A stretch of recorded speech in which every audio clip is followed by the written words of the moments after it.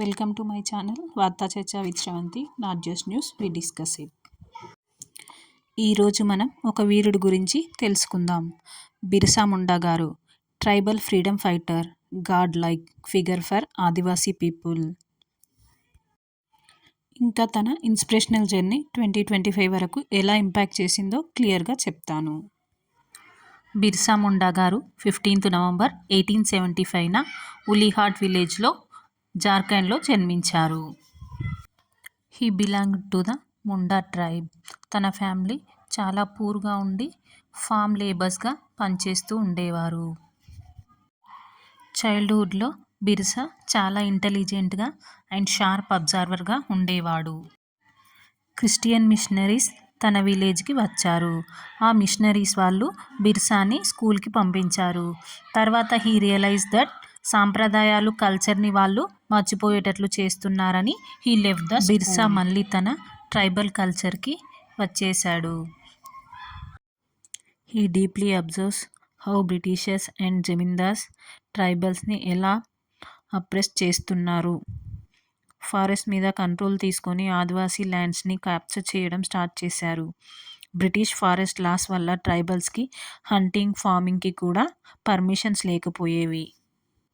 Taxes పెరిగాయి. Bonded labour system start అయింది. బిర్సా ముండా విలేజ్లో తిరుగుతూ తన పీపుల్లో యూనిటీ క్రియేట్ చేయడం స్టార్ట్ చేశాడు. ఉల్గలూన్ మూమెంట్, గిరిజన తిరుగుబాటు. 1895లో బిర్సా ముండా స్టార్ట్ చేసిన ఈ మూమెంట్ని ఉల్గలూన్ అని పిలుస్తారు. అంటే రెవల్యూషన్ అని అర్థం. It was not just against British rule but also against social evils, missionaries and zamindari system. He motivated tribals to stop paying taxes to British, stop forced conversions and reclaim their forest. Guerrilla warfare స్టైల్లో attacks plan చేశారు. 1897-1900 మధ్య Birsa and his followers led by rebels.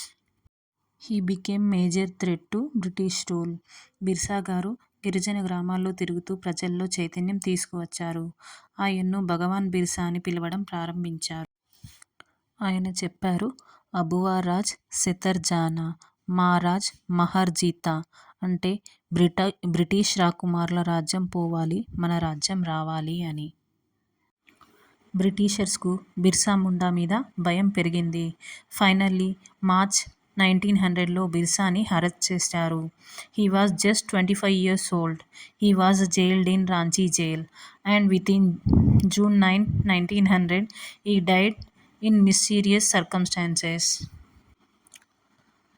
Britishers చెప్పింది కలరాతో చనిపోయారని, but many believes he was poisoned and tortured. Birsa Munda చనిపోయిన తర్వాత కూడా తన ఇంపాక్ట్ చాలా డీప్గా ఉంది. Britishers forced to make changes in forest laws and reduced exploitations. Independent ఇండియాలో తన లెగసీని హానర్ చేయడానికి 15th Novemberని జార్ఖండ్ ఫౌండేషన్ డేగా సెలబ్రేట్ చేస్తున్నారు.